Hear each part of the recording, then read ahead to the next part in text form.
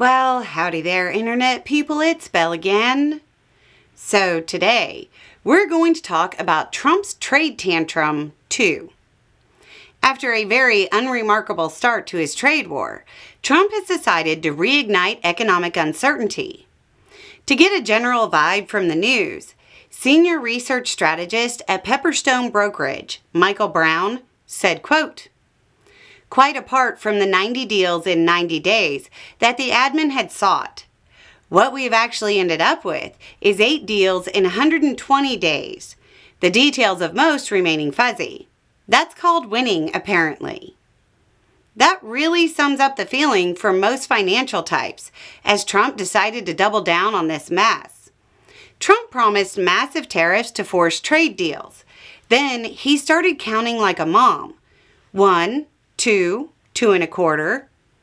Yesterday, as the deadline ran out and most countries in the world didn't play Trump's game, he announced more tariff games and reached 2.5, giving the countries another week. The rates are the highest effective U.S. tariff rate since Smoot-Hawley. Yes, the thing discussed on Ferris Bueller's Day Off in context of the Great Depression. Jim Reed of Deutsche Bank said, quote, "Welcome to August, which begins with the deadline now having been passed for tariff deals to be concluded with the United States. Much of the rhetoric and the negotiation are now behind us, and we'll now see how the rubber hits the road." The U.S. tariff rate has risen to about 15%, from a little over 2% at the start of the year. That's their highest level since the 1930s. The new rates for countries range from 10 to 41%. The newly announced rates hit more than 90 countries.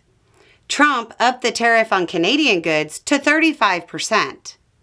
Carney seemed undeterred and said, quote, "Canadians will be our own best customer, creating more well-paying careers at home as we strengthen and diversify our trading partnerships throughout the world."